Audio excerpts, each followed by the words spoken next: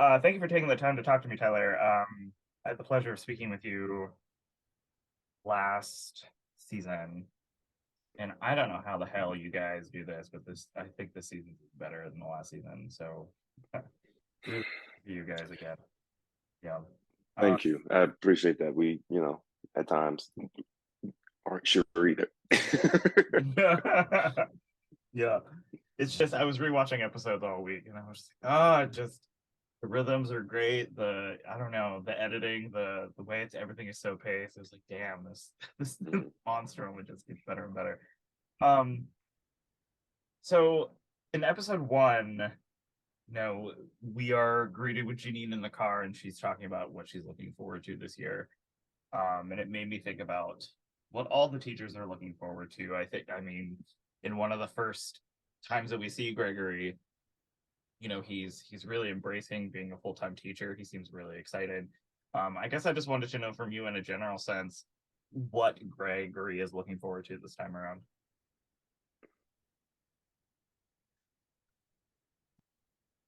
I think an intentional start.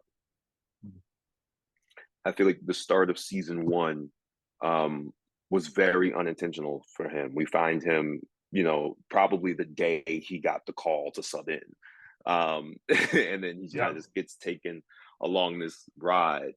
Um, for season two, we see that, like, I'm doing this by choice this time, and I want to change it and make it right for me. Mhm. Um, which, in typical Gregory fashion, he gets a little overboard with. But I think, the intentionality um, Yeah. of his start to his first school year was something that I was really looking forward to playing with. Yeah, I was thinking about that when, the phrase, thrown in the deep end, like literally last year he was like flailing just to find any footing, to find anyone to help him. Which is very, rewarding as an actor doing stuff comedically. But you think about that poor character, it's like, oh shit, it's like trying to keep his head above water everywhere he goes. And you have to think about like every day he goes into that building and he's probably just like, all right, here we go. Here we go again. Yeah. Um, so I want to talk about episode four. Gregory has trouble disciplining Micah. He's frustrated that Ava won't discipline him in the way that he thinks that this child should be disciplined. And it made me think about, his aspirations as a principal.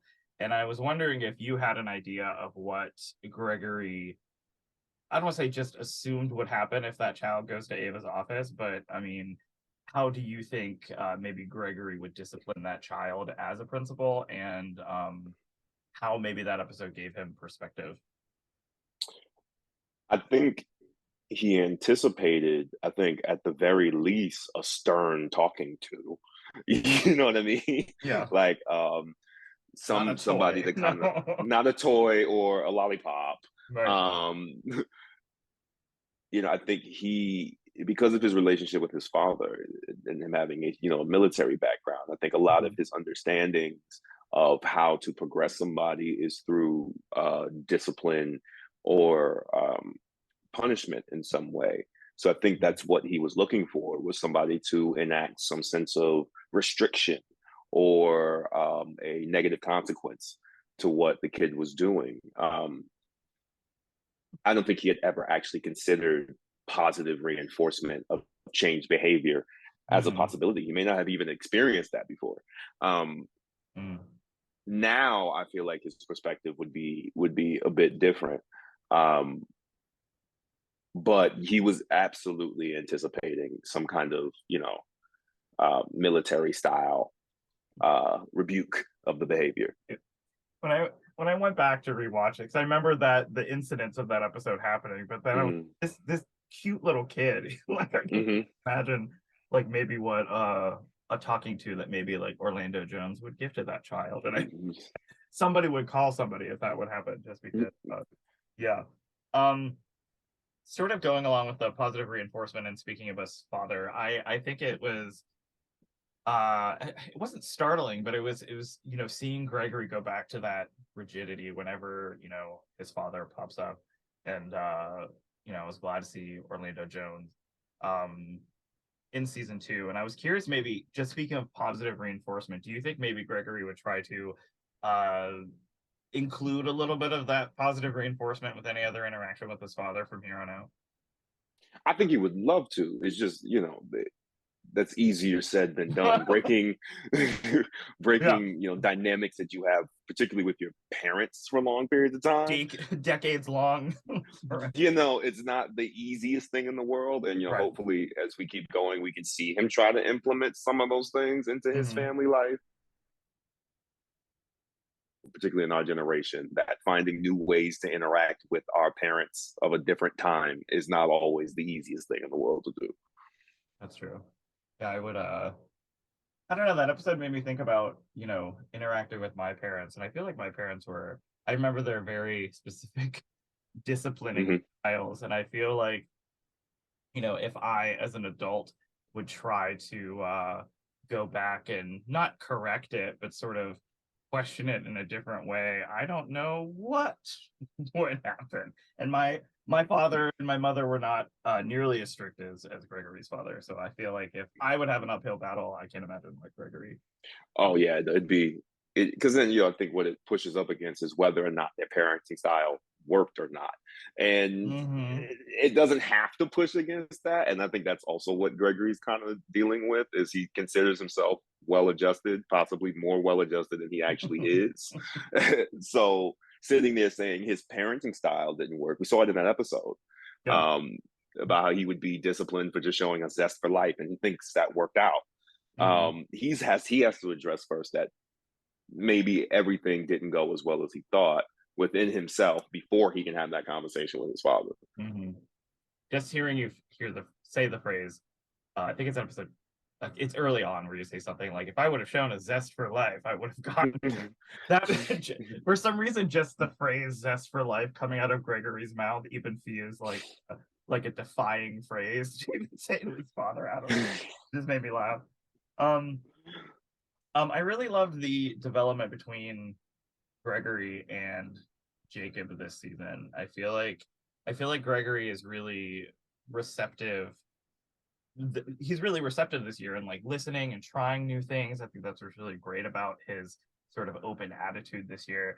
And I think what you and Chris really achieve, even though there is a lot of resistance, um, I think is really lovely. I think the final interaction that you two have, where I think he's just says bro hug, and that's pretty much all it is. And then there's a hug, in that episode. I was wondering if you could tell me like what it was like to explore that because I think it's a real highlight of the season.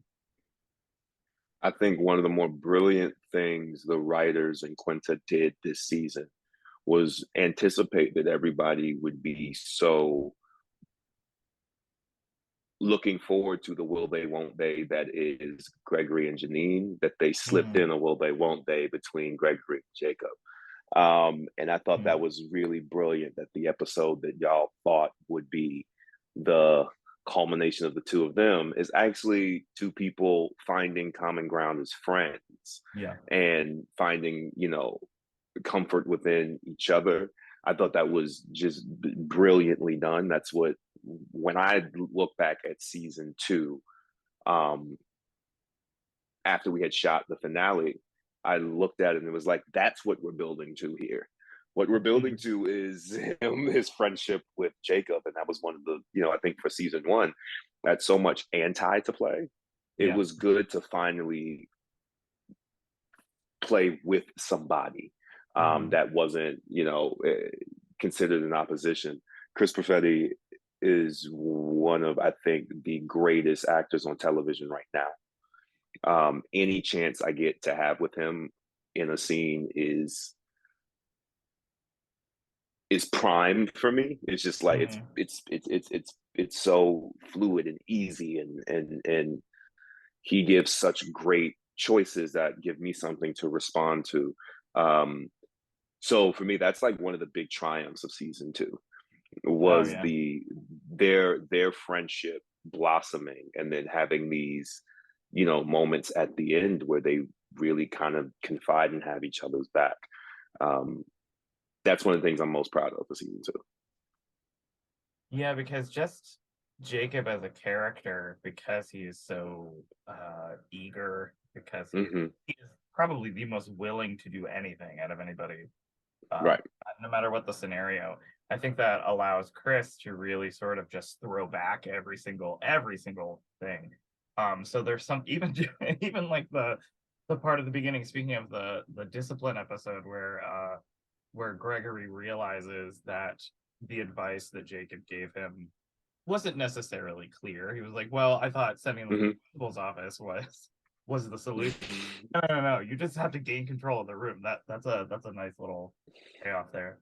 Um, so bringing up Janine and Gregory, I'm sure everyone's asking you about it, but the thing that I wanted to know from because no one will shut up about it. I love that the show is taking its time.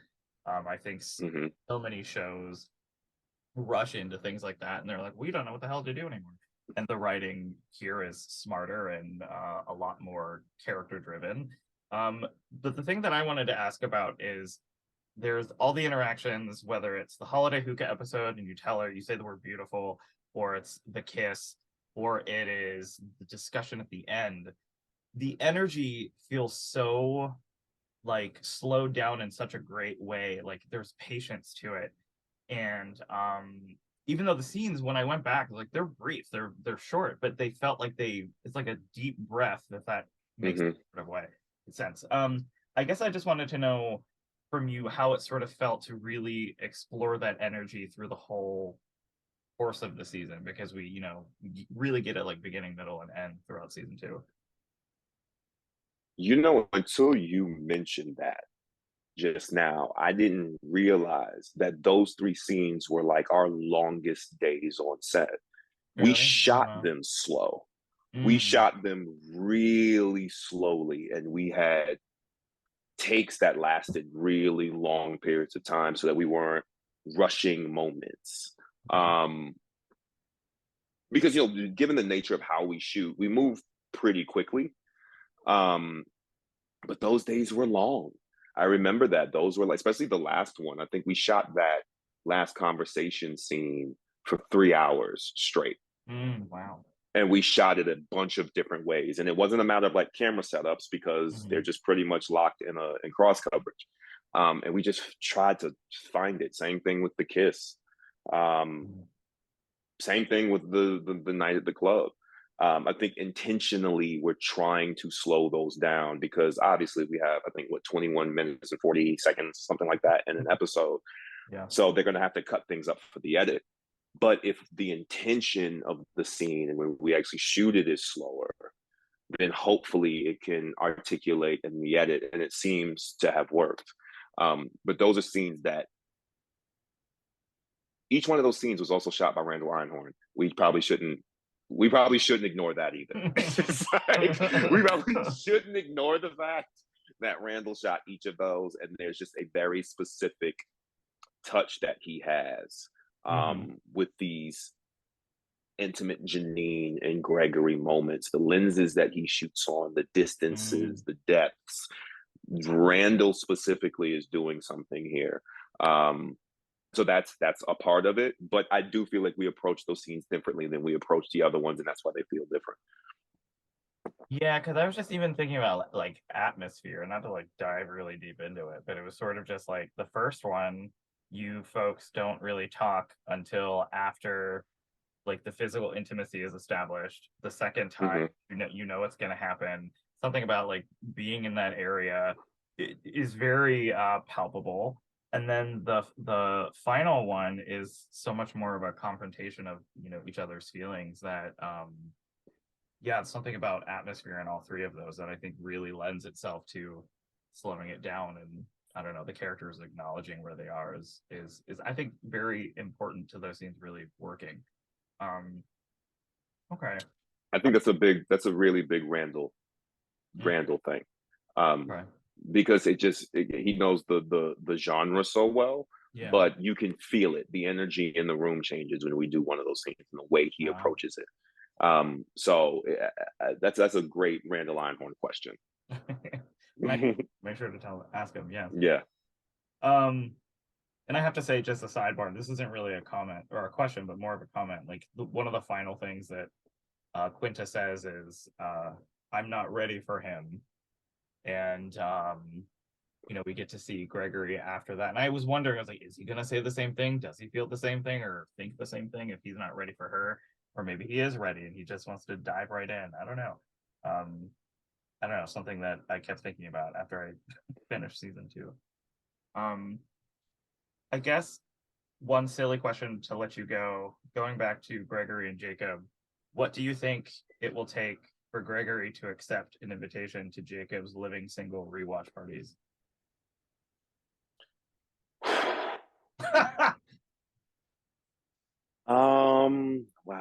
Wow.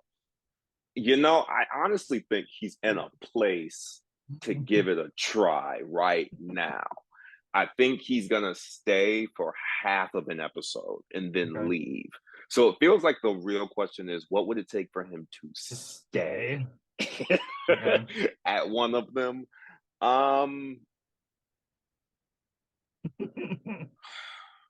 Jacob's got he's had his back and it's great. He's gonna have to really come through on something. He's gonna have to really come through on something that'll make him just sit. Because either way, I don't think there's a way to not have to muscle through that. But I think he's gonna have to really come through for him on something. But he will do it. I will tell you now. If you're asking season 1, Gregory's not going under any cost. He'll go. It's just how long will he stay? Oh man, I can imagine just Gregory responding to everything that goes on at that get together just to be like, okay, this is a circumstance where I can go, or like, I don't know. I don't even want to think of Jacob's commentary or comparisons to others. Yeah. It's gonna be Gregory is what happens on Gregory's face is what's happening inside of his body. So it's just it's going to be massively overwhelming, and I think that's what he can't deal with. There's just there's not enough time and gaps in between the things that my body's responding to. So maybe a lot of alcohol may also be that may be the answer. Okay. As somebody who is frequently told, someone will like nudge me and was like, what's going on with your face? I was like, oh God, I don't even remember that. I don't even know that I'm making a face. So I very much connect with Gregory in that regard because I don't even know I'm doing it. So yeah, I don't think he is either. No. All right, Tyler, thank you so much for your time. Thank you for letting me gush at you for 15 minutes. Just love the show. Really rooting for you to get nominated again. Dying for you to finally win an Emmy. So thank you so much. Joey, thank you so much, man. I really appreciate you. All right, man. Have a good day. Thanks.